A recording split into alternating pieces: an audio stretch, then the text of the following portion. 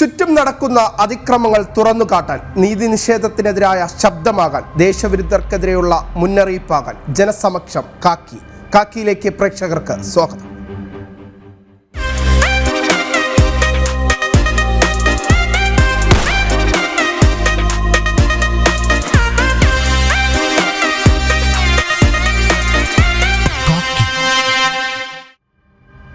കോഴിക്കോട് വൻ ചന്ദനവേട്ട. കോഴിക്കോട് വാട്ടർ അതോറിറ്റിയുടെ ബോർഡ് വച്ച വാഹനത്തിൽ ചന്ദനം കടത്തുന്നതിനിടെ 5 പേർ പിടിയിൽ. 2 ഇടങ്ങളിലായി നടത്തിയ പരിശോധനയിൽ 65 കിലോ ചന്ദനം പിടികൂടി.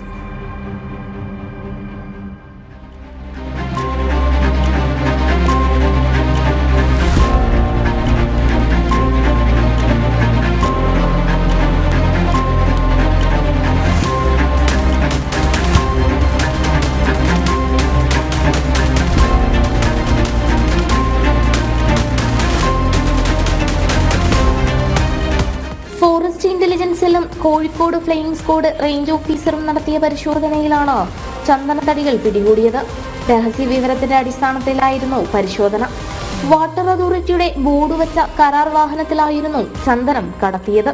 മലാപ്പറമ്പിലെ കേരള വാട്ടർ അതോറിറ്റിയുടെ ബിൽഡിങ്ങിന് ഓഫീസിന് ചേർന്നുള്ള സ്ഥലത്ത് വെച്ച് ഇങ്ങനെ ചന്ദനത്തിൻ്റെ കച്ചവടം നടക്കുന്നു എന്നുള്ള രഹസ്യവിവരം വെച്ച് ഞങ്ങളവിടെ ഞാനും എൻ്റെ സ്റ്റാഫും ഫോറസ്റ്റിൻ്റെ ഇന്റലിജൻസ് സെല്ലും ഉണ്ടായിരുന്നു. നമ്മളവിടെ ചെന്ന് നമ്മൾ രഹസ്യ നിരീക്ഷണം നടത്തി കുറേ നേരം രഹസ്യ നിരീക്ഷണം നടത്തി. അങ്ങനെ നമ്മൾ ഈ വണ്ടിയിൽ വെച്ചിട്ട് ഡീലിങ്സ് നടന്നതായിട്ട് കണ്ട് അതിൽ 3 പേരെ സ്പോട്ടിൽ വെച്ച് പിടികൂടി. അതിനകത്ത് കാറിനകത്ത് ഒരു 35 കിലോളം ചന്ദനം ഇവിടുന്ന് പിടികൂടി. അതിൽ ഒരാളിൽ നിന്ന് കിട്ടിയ വിവരം വെച്ചാൽ അവർക്ക് ചന്ദനം കൊടുത്ത 2 പേരെ കൂടി മൊത്തം 5 പേരെ പിടികൂടി. പിന്നെ ഒരു കാറും ഒരു 2 വീലറും. 40 കിലോ ചന്ദനവുമായി ആദ്യം 5 പേരെയാണ് പിടികൂടിയത്. ഇവരിൽ നിന്ന് ലഭിച്ച വിവരത്തിന്റെ അടിസ്ഥാനത്തിൽ നടത്തിയ പരിശോധനയിലാണ് 25 കിലോ ചന്ദനം കൂടി പിടികൂടിയത്. ചന്ദനം കടത്താൻ ഉപയോഗിച്ച ഇരുചക്ര വാഹനവുമായി 2 പേരാണ് പിടിയിലായത്. വാട്ടർ അതോറിറ്റിയുടെ വാഹനം ചന്ദനം കടത്താൻ ഉപയോഗിച്ചതിൽ സമഗ്ര അന്വേഷണത്തിന് ഉന്നത തലത്തിൽ തീരുമാനിച്ചിട്ടുണ്ട്. സർക്കാർ വകുപ്പുകളുടെ പേരിൽ വാഹനങ്ങളടക്കം ദുരുപയോഗം ചെയ്യുന്നതിൽ ജാഗ്രത പുലർത്താനും ഇതിനകം നിർദ്ദേശം നൽകിയിട്ടുണ്ട്. ജനം, കോഴിക്കോട്. ആലപ്പുഴയിൽ കവർച്ചയുടെ തുടർ പരമ്പര. ഭീതി പരത്തി കുറവാ സംഘം. പറവൂരിൽ 9 മാസം പ്രായമുള്ള കുഞ്ഞിൻ്റെയും അമ്മയുടെയും മാലയാണ് കുറവാ സംഘം കവർന്നത്. മോഷണത്തിന് പിന്നിൽ കുറവാ സംഘമെന്ന് പോലീസിന് സംശയം.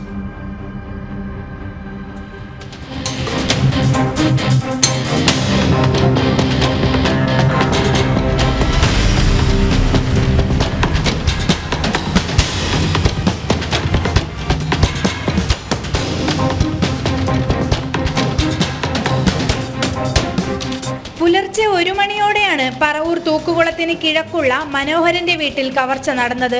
മകൾ നീതുവിന്റെയും 9 മാസം പ്രായമുള്ള കുഞ്ഞിന്റെയും മാലയാണ് കവർന്നത്.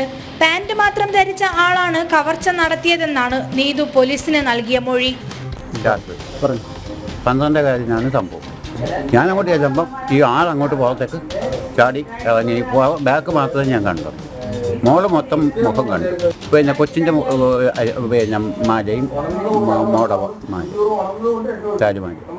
മോള് പിന്നെ ഇത് പൊട്ടിക്കുന്ന കണ്ട് ഉണം എന്നാൽ ഇത് മേത്ത് എന്തോ തൊടുന്ന പോലെ കണ്ട് അപ്പം തന്നെ ഉണങ്ങും. എന്നാലാണ് കാറുന്നത്. കാറിയ കൂട്ടത്തിൽ തന്നെ കട്ട് ചെയ്തതും കൊണ്ട് പോവുകയും ചെയ്തു. കൊച്ചിൻ്റെ നേരത്തേക്ക് അന്നുടനെ എടുത്ത് അത് അറിഞ്ഞില്ല. ഇനി ചിലപ്പോൾ അടുക്കള വാതിക്കൽ കൂടി പുറത്തേക്ക് ഇറങ്ങി അപ്പുറത്തെ കിഴക്കേ വഴി കൂടി മണ്ണഞ്ചേരിയിലും കോമളപുരത്തും വീടുകളിൽ നടന്ന കവർച്ചയുടെ അതേ രീതി തന്നെയാണ് പറവൂർ തൂക്കുകുളത്തെ മോഷണത്തിലും ദൃശ്യമായത്. അടുക്കള വാതിലിന്റെ കൊളുത്തു തകർത്താണ് മോഷ്ടാവ് അകത്ത് കടന്നത്. സമീപത്തെ CCTV ദൃശ്യങ്ങൾ പോലീസ് ശേഖരിച്ചു. വിരലടയാള വിദഗ്ധരും ഡോഗ് സ്ക്വാഡും പരിശോധന നടത്തി. കഴിഞ്ഞ ദിവസം മണ്ണഞ്ചേരിയിലും കോമളപുരത്തും കുറുവാ സംഘമെന്ന് സംശയിക്കുന്നവർ കവർച്ച നടത്തിയിരുന്നു.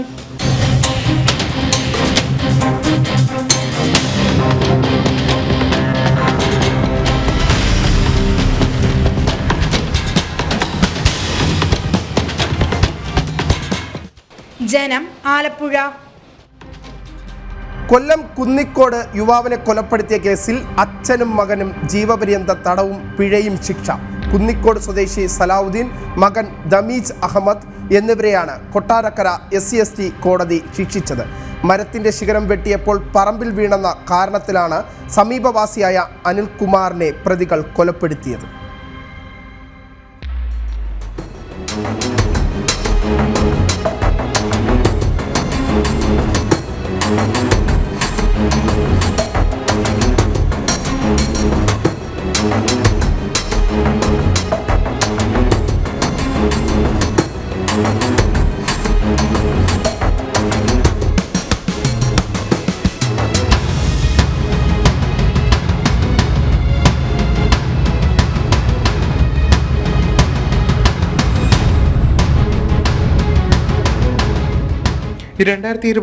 സെപ്റ്റംബർ 17 അനിൽകുമാർ കൊല്ലപ്പെടുന്നത്. അനിൽകുമാറിന്റെ വസ്തുവിലെ തേക്കുമരം വെട്ടിയപ്പോൾ ശിഖരം അയൽവാസിയായ സലാഹുദ്ദീന്റെ പറമ്പിൽ വീണു. തുടർന്ന് ഇതിനെ ചൊല്ലി ഇരുവരും തർക്കത്തിലായി. പിന്നാലെ വെളുപ്പിന് 2 മണിക്ക് സലാഹുദ്ദീനും മകൻ ദമീഷ് അഹമ്മദും മാരകായുധങ്ങളുമായി അനിൽകുമാറിന്റെ വീട്ടിലേക്കെത്തി. ഉള്ളിലേക്ക് കയറിയ ഇരുവരും ചേർന്ന് അനിൽകുമാറിനെ ആയുധങ്ങൾ കൊണ്ട് ആക്രമിച്ച് കൊലപ്പെടുത്തുകയായിരുന്നു. അനിൽകുമാറിന്റെ തലയ്ക്കുൾപ്പെടെ ശരീരത്തിലാകമാനം 20-ലേറെ മുറിവുകൾ ഉണ്ടായിരുന്നു. തുടർന്ന് പ്രതികൾ ഒളിവിൽ പോയി. കേസിലെ 2ാം പ്രതിയായ സലാഹുദ്ദീനാണ് തമിഴ്നാട്ടിലെ ഏർവാടിയിൽ നിന്ന് ആദ്യം പോലീസിന്റെ പിടിയിലാകുന്നത്. പിന്നാലെ മകൻ ദമീജ് അഹമ്മദും പിടിയിലായി. കേസിൽ ഇന്ന് കൊട്ടാരക്കര SC/ST പ്രത്യേക കോടതി ജഡ്ജി R. ജയകൃഷ്ണനാണ് വിധി പ്രസ്താവിച്ചത്. 2 പ്രതികൾക്കും ജീവപര്യന്തം തടവും 50,000 രൂപ പിഴയുമാണ് ശിക്ഷ. കോടതി വിധിയിൽ തൃപ്തരാണെന്ന് അനിൽകുമാറിന്റെ അമ്മയുൾപ്പെടെയുള്ള കുടുംബാംഗങ്ങൾ പറഞ്ഞു. ചെയ്യാനുള്ളതൊക്കെ ചെയ്തിട്ട് എന്തുവാ, എനിക്ക് നീതി കിട്ടണം. അവർക്ക് നീതി കൊടുക്കരുത്, അവർക്ക് നീതി കിട്ടരുത്. അതേപോലെ എനിക്ക് നമുക്ക് നീതി കിട്ടി. വളരെ സന്തോഷമുണ്ട്. ഈ നല്ലൊരു വിധി നമ്മൾ പ്രതീക്ഷിച്ച രീതിയിൽ തന്നെയാണ് നമുക്ക് വിധി വന്നത്. ഇനി അവർ അപ്പീൽ പോവുകയാണെങ്കിൽ ഞങ്ങളും അതുപോലെ തന്നെ പോകാനായിട്ട് തന്നെ ഇരിക്കും. അങ്ങേറ്റം വരെ പോകും. അത് ജീവന്റെ വില ആയതുകൊണ്ട് അങ്ങേറ്റം വരെ പോകും.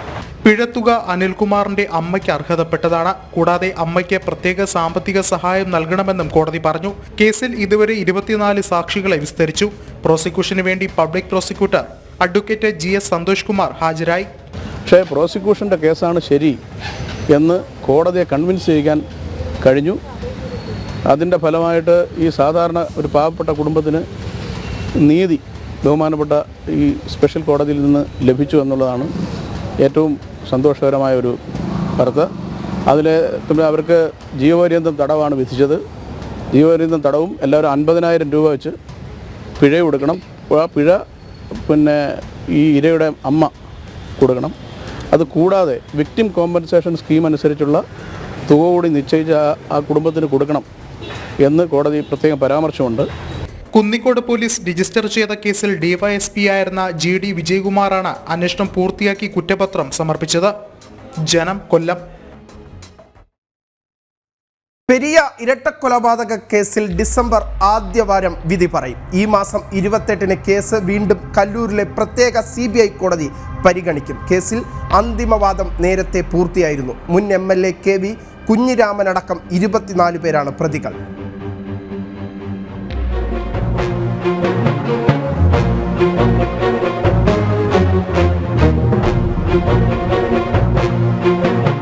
കേസിൽ 183 സാക്ഷികളെ പ്രോസിക്യൂഷൻ വിസ്തരിച്ചിരുന്നു. പ്രോസിക്യൂഷൻ സാക്ഷി വിസ്താരത്തിന് ശേഷം വിചാരണ നീണ്ടുപോവുകയായിരുന്നു. പ്രതികളുടെ മൊഴി കോടതി രേഖപ്പെടുത്തുന്ന CRPC 313 പ്രകാരമുള്ള വിചാരണ നടപടികളും നേരത്തെ പൂർത്തിയാക്കിയിരുന്നു. കാസർഗോഡ് പെരിയയിൽ യൂത്ത് കോൺഗ്രസ് പ്രവർത്തകരായ കൃപേഷ് ലാൽ, ശരത് ലാൽ എന്നിവരെ CPM ക്രിമിനൽ സംഘം രാഷ്ട്രീയ വൈരാഗ്യത്തിൽ വെട്ടിക്കൊലപ്പെടുത്തിയതാണ് കേസ്. CPM പ്രാദേശിക നേതാവ് പീതാംബരനാണ് 1ാം പ്രതി. ക്രൈംബ്രാഞ്ചിൽ നിന്നാണ് CBI കേസ് ഏറ്റെടുത്തത്.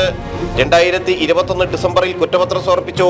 ക്രൈംബ്രാഞ്ച് അന്വേഷണം കാര്യക്ഷമമല്ലെന്നും പ്രതികളെ സംരക്ഷിക്കുന്ന നിലപാടുകളാണ് സർക്കാരിന്റേതെന്നും മുഴുവൻ കുറ്റവാളികളെയും കണ്ടെത്താൻ CBI അന്വേഷിക്കണമെന്നാവശ്യപ്പെട്ടും ഹൈക്കോടതിയിലും സുപ്രീം കോടതിയിലും ശരത്ലാലിന്റെയും കൃപേഷിന്റെയും കുടുംബം നടത്തിയ നിയമയുദ്ധങ്ങൾക്കൊടുവിലായിരുന്നു കേസ് CBI ഏറ്റെടുത്തത്.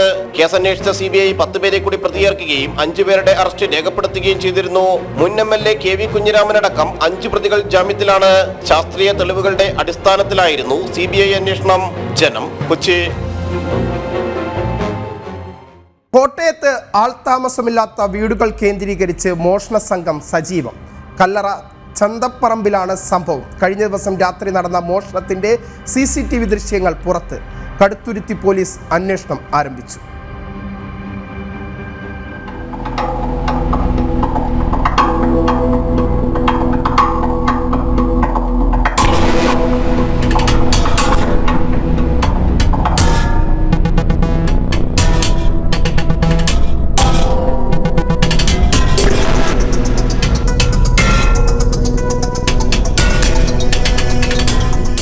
ജില്ലയെ ഭീതിയിലായിത്തിയിരിക്കുകയാണ് കഴിഞ്ഞ ദിവസം രാത്രി നടന്ന മോഷണത്തിന്റെ ദൃശ്യങ്ങൾ.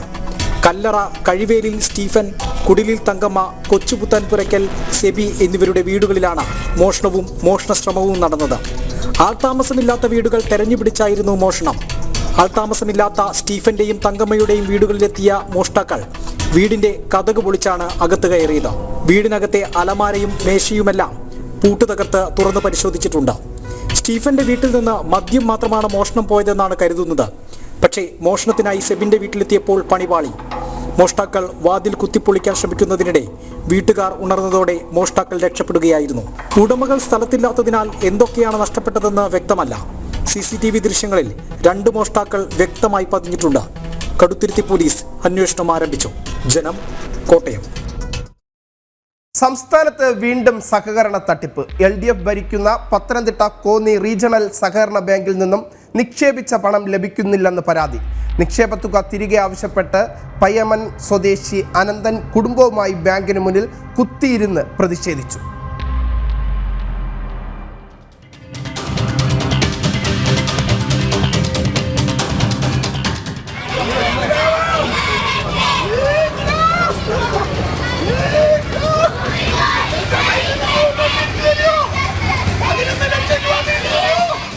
പയ്യനാമൻ സ്വദേശി ആനന്ദൻ രാവിലെ ബാങ്കിലേക്ക് എത്തി. ഒപ്പം കുടുംബവും. തുടർന്ന് പ്രതിഷേധം. ബാങ്ക് തുറക്കാൻ അനുവദിക്കില്ലെന്ന് ആനന്ദൻ. 11 ലക്ഷം രൂപ തിരികെ ലഭിക്കാനുണ്ട്. പലതവണ ആവശ്യപ്പെട്ടിട്ടും നടപടിയില്ല. ബാങ്ക് കയറിയിറങ്ങി മടുത്തു. ചികിത്സാ ചെലവുകൾക്കാണ് പണം തിരികെ ആവശ്യപ്പെടുന്നത്. അടിയന്തരമായി പണം നൽകണം. ഇതാണ് ആനന്ദന്റെ ആവശ്യം. റോഡിൽ കിടന്നും ഇദ്ദേഹത്തിന്റെ പ്രതിഷേധം.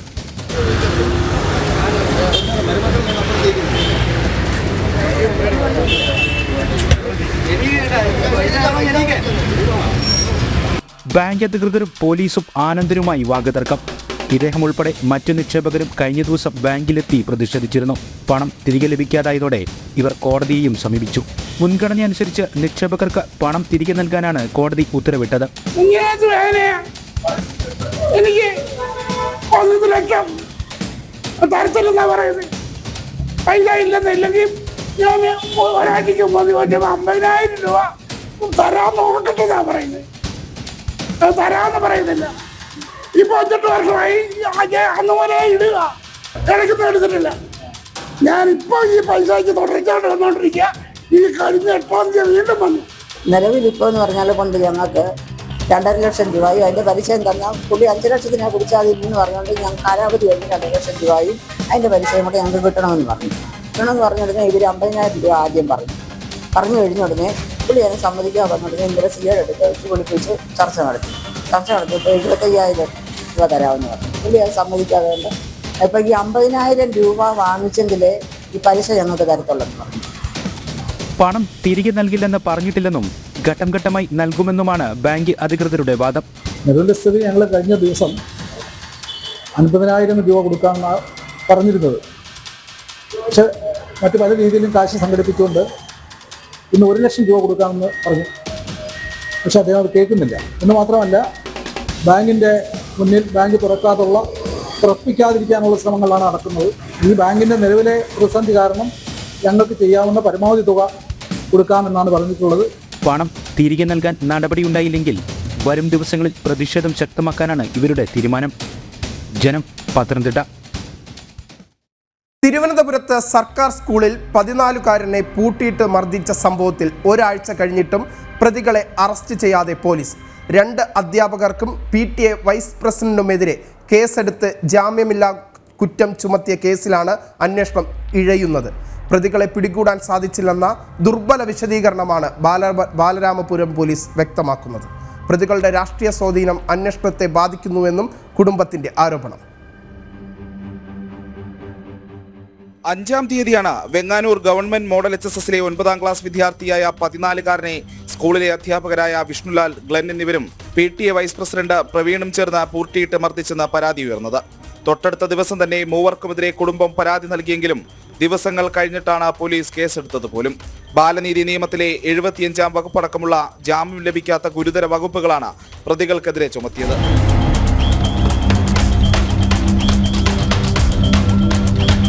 സംഭവമുണ്ടായി ആഴ്ചയൊന്ന് കഴിഞ്ഞിട്ടും പക്ഷേ പ്രതികളെ അറസ്റ്റ് ചെയ്യാനോ ചോദ്യം ചെയ്യാനോ പോലും പോലീസ് തയ്യാറായിട്ടില്ല. അന്വേഷണം നടക്കുകയാണെന്നാണ് ബാലരാമപുരം പോലീസ് നൽകുന്ന വിശദീകരണം. ബാലനീതി നിയമപ്രകാരം കേസെടുത്തിട്ടും പ്രതികളുടെ അറസ്റ്റ് വൈകുന്നതിൽ വിമർശനം ശക്തമാവുകയാണ്. ആരോപണ വിധേയരായ അധ്യാപകരുടെയും PTA വൈസ് പ്രസിഡന്റിന്റെയും രാഷ്ട്രീയ സ്വാധീനം അന്വേഷണത്തെ ബാധിക്കുന്നതായി മർദ്ദനമേറ്റ വിദ്യാർത്ഥിയുടെ കുടുംബവും ആരോപിക്കുന്നു. ജനം, തിരുവനന്തപുരം. തമിഴ്നാട് തേനി ജില്ലയിലെ കമ്പത്ത് വൻ കഞ്ചാവ് വേട്ട. 21 കിലോ കഞ്ചാവുമായി എത്തിയ 5-അംഗ സംഘത്തെ കമ്പം സൗത്ത് പോലീസ് പിടികൂടി. കേരളത്തിലേക്ക് കടത്താനായാണ് കഞ്ചാവ് എത്തിച്ചതെന്നാണ് സൂചന.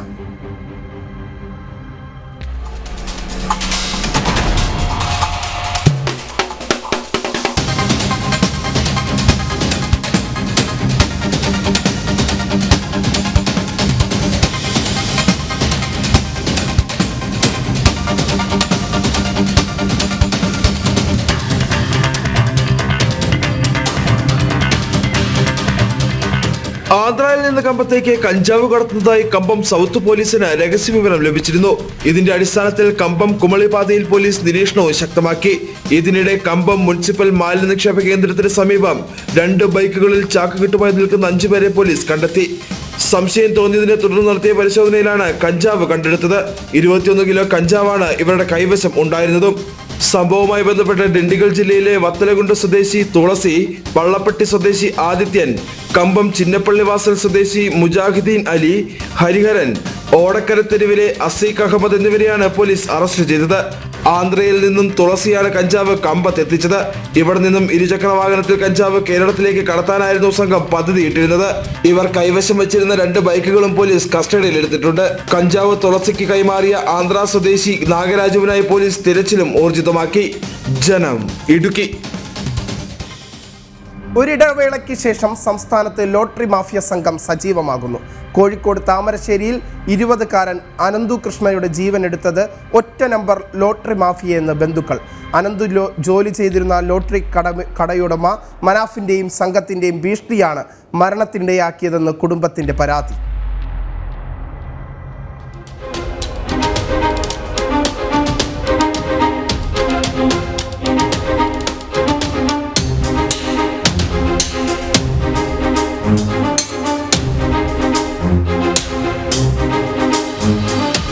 അമ്മേ, എന്നോട് ക്ഷമിക്കണം. അച്ഛ, എല്ലാവരെയും നോക്കണം. ഇവിടെ ജീവിക്കാനാവുന്നില്ല. മറ്റൊരു ജന്മത്തിൽ നമുക്കെല്ലാവർക്കും ഒരുമിച്ച് ജീവിക്കാം. അനന്തുവിന്റെ കണ്ണീരിൽ കുതിർന്ന ആത്മഹത്യാക്കുറിപ്പിലെ വരികളാണിത്. ഒറ്റ അക്ക നമ്പർ ലോട്ടറിയുമായി ബന്ധപ്പെട്ട ചൂതാട്ടമാണ് അനന്തു കൃഷ്ണയുടെ ആത്മഹത്യയിൽ കലാശിച്ചത്. അനന്തു കൃഷ്ണയെ വീട്ടിലെ മുറിയിൽ ഇന്നലെ വൈകിട്ടാണ് തൂങ്ങിമരിച്ച നിലയിൽ കണ്ടെത്തിയത്. അനന്തു ജോലി ചെയ്തിരുന്ന ലോട്ടറി കടയുടെ ഉടമ മനാഫിന്റെയും സംഘത്തിന്റെയും ഭീഷണിയാണ് മരണത്തിനിടയാക്കിയതെന്നാണ് കുടുംബം പറയുന്നത്. നിരന്തരം മനാഫും സംഘവും വീട്ടിലെത്തി അനന്തുവിനെ ഭീഷണിപ്പെടുത്തിയിരുന്നു. ഇതിനെ തുടർന്ന് അനന്തു ചെന്നൈയിലേക്ക് പോയി. പിന്നീട് മടങ്ങിയെത്തിയപ്പോഴും സംഘം ഭീഷണി തുടർന്നു. പണം നൽകാമെന്ന് കുടുംബം ഉറപ്പു നൽകിയിട്ടും മനാഫും സംഘവും ഭീഷണി തുടർന്നു. താൻ ജീവിച്ചിരുന്നാൽ തന്റെ കുടുംബത്തിനും അത് ഭീഷണിയാകുമെന്ന് തോന്നിയതോടെയാണ് അനന്തു കൃഷ്ണ ആത്മഹത്യ ചെയ്തത്. അതായത് 3 സഹോദരികൾ മാത്രമുള്ള ഒരു വീട്ടിൽ വന്നിട്ടാണ് ഇവർ ഇത്രയും, അതായത് അതിക്രൂരമായിട്ടുള്ള രീതിയിലേക്കാണ് അവർ ഇടപെട്ടതെന്നുള്ളതാണ് നമുക്ക് അറിയാൻ പറ്റിയത്. അപ്പോൾ താമരശ്ശേരി വ്യാപകമായിട്ട് ഈ ലോട്ടറി എഴുത്താണ്. സർക്കാരിൻ്റെ ലോട്ടറി അവിടെ നിയമപരമായിട്ട് വിൽപ്പന നടക്കുന്നില്ല. കംപ്ലീറ്റ് എന്താണ് വലിയൊരു മൊബൈൽ, ഒരു ആപ്പൊക്കെ ഉപയോഗിച്ചിട്ട് ആ ആപ്പ് ഉപയോഗിച്ച മൊബൈൽ, ഇവൻ്റെ അടുത്തുള്ള മൊബൈലൊക്കെ ഇവർ വന്നിട്ട് ബലമായി പിടിച്ച് വീട്ടിൽ നിന്ന് എടുത്തു പോയിട്ടുണ്ട്. അതുപോലെ ഇപ്പം നിലവിൽ ഉപയോഗിച്ചുകൊണ്ടിരുന്ന മൊബൈൽ മിസ്സിങ്ങുമാണ്. അപ്പോൾ പോലീസ് ഇത് എന്താകണം, കൃത്യമായിട്ട് അന്വേഷിച്ച് ഇതിനകത്ത് എന്താണെന്നുള്ളത് പൊതുജനത്തിന് അറിയാം. അതുപോലെ തന്നെ താമരശ്ശേരി എന്ന് പറയുന്ന സ്ഥലത്ത് ഇത്തരം ഈ കാര്യങ്ങൾ നടക്കുന്നത് പോലീസ് വ്യക്തമായിട്ട് അന്വേഷിച്ചിട്ട് ഇത്തരം ആളുകളെ നിയമത്തിന് മുന്നിൽ കൊണ്ടുവരണമെന്നാണ് പറയുന്നത്. താമരശ്ശേരി കേന്ദ്രീകരിച്ച ഒറ്റയക്ക ലോട്ടറി മാഫിയ സജീവമാണെന്നും മുൻപും സമാനമായ ആത്മഹത്യകൾ ഉണ്ടായിട്ടുണ്ടെന്നും നാട്ടുകാർ പറയുന്നു. സംഭവത്തിൽ പോലീസ് അന്വേഷണം ആരംഭിച്ചു. ജനം, കോഴിക്കോട്.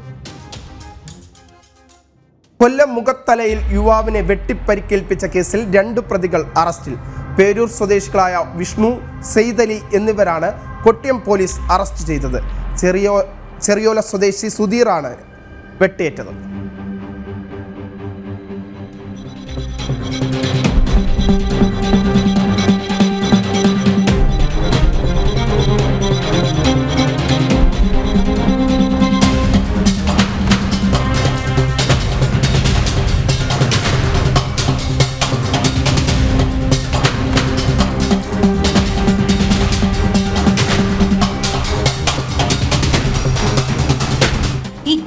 ചൊവ്വാഴ്ച രാത്രി മുഖത്തല ചെറിയോലയിലാണ് കേസിനാസ്പദമായ സംഭവം. വെട്ടേറ്റ സുധീറും പ്രതികളും സുഹൃത്തുക്കളാണ്. തമ്മിലുണ്ടായ വാക്കുതർക്കത്തെ തുടർന്നാണ് സംഘർഷമുണ്ടായത്. സംഘർഷത്തിനിടെ സുധീറിന്റെ കഴുത്തിന് വെട്ടേൽക്കുകയായിരുന്നു. പരിക്കേറ്റ സുധീറിനെ പ്രതികളായ വിഷ്ണുവും സൈതലിയും ചേർന്ന് ബൈക്കിൽ ആശുപത്രിയിലേക്ക് കൊണ്ടുപോയി. ആശുപത്രിയിലേക്ക് പോകവെയുണ്ടായ അപകടത്തിൽ വഴിയാത്രക്കാരനും പരിക്കേറ്റു. ബൈക്ക് നിയന്ത്രണം വിട്ട വഴിയാത്രക്കാരനായ സന്തോഷിനെ ഇടിക്കുകയായിരുന്നു. തുടർന്ന് ആംബുലൻസ് എത്തിയാണ് 4 പേരെയും ആശുപത്രിയിൽ എത്തിച്ചത്. കഴുത്തിൽ മുറിവേറ്റ സുധീർ തിരുവനന്തപുരം മെഡിക്കൽ കോളേജിൽ ചികിത്സയിലാണ്. പ്രതികളായ പേരൂർ സ്വദേശി വിഷ്ണുവിനെയും സൈതലലിയെയും കൊട്ടിയം പോലീസ് കസ്റ്റഡിയിലെടുത്ത് അറസ്റ്റ് രേഖപ്പെടുത്തി. മദ്യപിച്ചുണ്ടായ തർക്കമാണ് സംഘർഷത്തിലേക്ക് എത്തിയതെന്നാണ് പോലീസിന്റെ നിഗമനം. കേസിലെ മറ്റൊരു പ്രതിയായ ഷെഫീഖ് ഒളിവിലാണ്. അറസ്റ്റിലായ 2 പ്രതികളെയും കോടതിയിൽ ഹാജരാക്കി റിമാൻഡ് ചെയ്തു. ജനം, കൊല്ലം. സ്വപ്ന സുരേഷിനെതിരായ വ്യാജവിരുദ്ധ കേസിൽ 2ാം പ്രതിയെ മാപ്പ് സാക്ഷിയാക്കി. സ്വപ്നയ്ക്ക് വേണ്ടി വ്യാജരേഖ ഉണ്ടാക്കിയ സച്ചിൻ ദാസാണ് മാപ്പ് സാക്ഷിയായത്.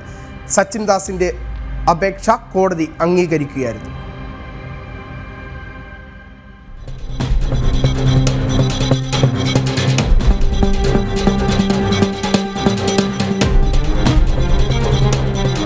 വ്യാജ സർട്ടിഫിക്കറ്റ് ഹാജരാക്കി വ്യവസായ വകുപ്പിന് കീഴിലെ സ്ഥാപനത്തിൽ ജോലി നേടിയെന്ന സ്വപ്ന സുരേഷിനെതിരായ കേസിലാണ് 2ാം പ്രതി സച്ചിൻ ദാസിനെ കോടതി മാപ്പ് സാക്ഷിയാക്കിയത്. താൻ നിരപരാധിയാണെന്നും കേസിൽ തന്നെ മാപ്പ് സാക്ഷിയാക്കണമെന്നും ആവശ്യപ്പെട്ട് ഇയാൾ നേരത്തെ കോടതിയിൽ ഹർജി നൽകിയിരുന്നു.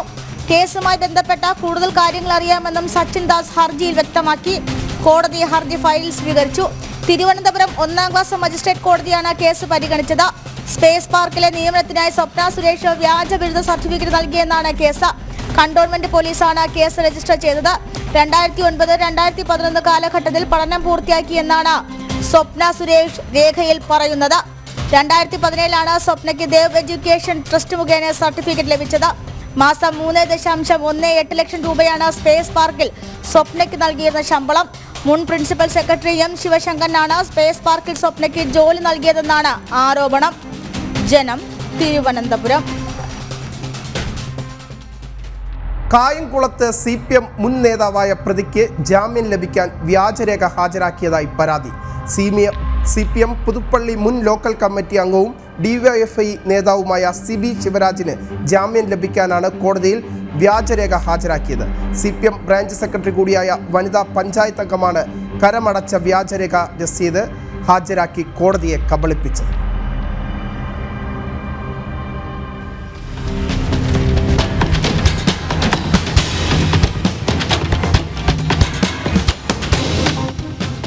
മണൽക്കടത്ത് കേസിലും കാപ്പ കേസിലും പ്രതിയായ CPM പുതുപ്പള്ളി മുൻ ലോക്കൽ കമ്മിറ്റി അംഗവും DYFI നേതാവുമായ CB ശിവരാജിനെ ജാമ്യത്തിലെടുക്കാനാണ് കോടതിയിൽ വ്യാജരേഖ ഹാജരാക്കിയത്. CPM ബ്രാഞ്ച് സെക്രട്ടറിയായ വനിതാ പഞ്ചായത്ത് അംഗമാണ് സ്വന്തം സ്ഥലമെന്ന് പറഞ്ഞ് മറ്റൊരാളുടെ പേരിലുള്ള വസ്തുവിന്റെ കരമടച്ച വ്യാജ രസീത് ഹാജരാക്കി കോടതിയെ കബളിപ്പിച്ചത്. എഴുപുന്ന സ്വദേശിയുടെ പേരിൽ കായംകുളം രജിസ്റ്റർ ഓഫീസിൽ രജിസ്റ്റർ ചെയ്ത് പോക്കുവരവ് നടത്തിയ വസ്തുവിന്റെ പേരിലാണ് വ്യാജരേഖ ചമച്ചതെന്ന് പരാതിയിലും വിവരാവകാശ രേഖയിലും വ്യക്തമാക്കുന്നു.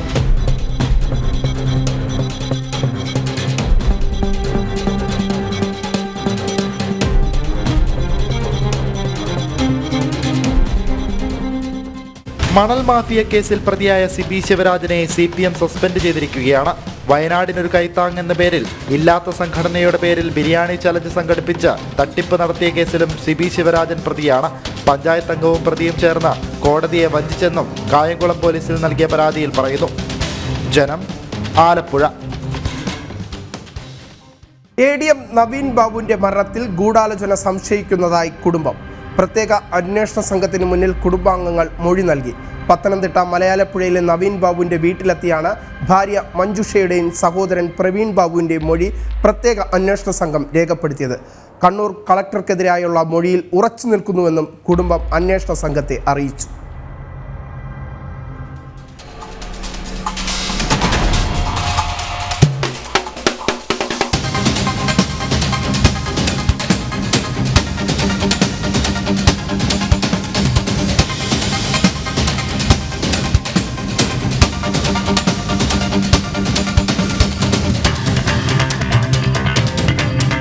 കണ്ണൂർ ടൗൺ SHO ശ്രീജിത്ത് കോടേരി ഉൾപ്പെടെ 3 അംഗ സംഘമാണ് നവീൻ ബാബുവിന്റെ വീട്ടിലെത്തിയത്. മൊഴിയെടുക്കൽ 2 മണിക്കൂറോളം നീണ്ടു. ഇതാദ്യമായാണ് പ്രത്യേക അന്വേഷണ സംഘം രൂപീകരിച്ച ശേഷം കുടുംബത്തിന്റെ മൊഴിയെടുക്കുന്നത്. നവീൻ ബാബുവിന്റെ കോൾ ലിസ്റ്റുമായാണ് അന്വേഷണ സംഘം എത്തിയത്. കണ്ണൂർ കളക്ടർ അരുൺ കെ വിജയനെതിരെയുള്ള മൊഴിയിൽ ഉറച്ചു നിൽക്കുന്നതായി കുടുംബം ആവർത്തിച്ചു. കളക്ടറെ വിശ്വാസമില്ലെന്നാണ് കുടുംബത്തിന്റെ മൊഴി. തെറ്റുപറ്റിയെന്ന് നവീൻ ബാബു പറഞ്ഞതായുള്ള കണ്ണൂർ കളക്ടറുടെ മൊഴി കളവാണെന്നും നവീന് കളക്ടറുമായി ആത്മബന്ധമില്ലെന്നുമാണ് നവീന്റെ ഭാര്യ മഞ്ജുഷ നേരത്തെ വ്യക്തമാക്കിയത്. യാത്രയപ്പിലും പെട്രോൾ പമ്പ് വിഷയത്തിലും ഗൂഢാലോചന സംശയിക്കുന്നുണ്ടെന്നും കുടുംബം അന്വേഷണ സംഘത്തെ അറിയിച്ചു. ആത്മഹത്യയ്ക്ക് മുൻപ് നവീൻ ബാബു ഭാര്യയുമായി സംസാരിച്ച കാര്യങ്ങൾ, കണ്ണൂർ കളക്ടറെക്കുറിച്ച് നവീൻ ബാബു പറഞ്ഞ കാര്യങ്ങൾ എന്നിവ അന്വേഷണ സംഘം ചോദിച്ചറിഞ്ഞു.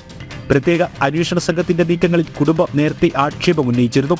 PP ദിവ്യയുടെ ജാമ്യാപേക്ഷ പരിഗണിച്ച വേളയിൽ നവീൻ ബാബുവിന്റെ കുടുംബത്തിന്റെ അഭിഭാഷകൻ പ്രത്യേക അന്വേഷണ സംഘം കുടുംബത്തിന്റെ മൊഴിയെടുക്കാത്തത് കോടതിയിൽ വിമർശിച്ചിരുന്നു. പെട്രോൾ പമ്പ് ഉടമ പ്രശാന്തിന്റെ മൊഴി ഇന്നലെ വീണ്ടും രേഖപ്പെടുത്തിയിട്ടുണ്ട്. ജനം, പത്തനംതിട്ട. ചുറ്റും നടമാടുന്ന അതിക്രമങ്ങൾക്കെതിരെ നിതാന്ത ജാഗ്രതയോടെ കാക്കി നാളെ രാത്രി ഇതേ സമയം. Signing off, V Vineesh.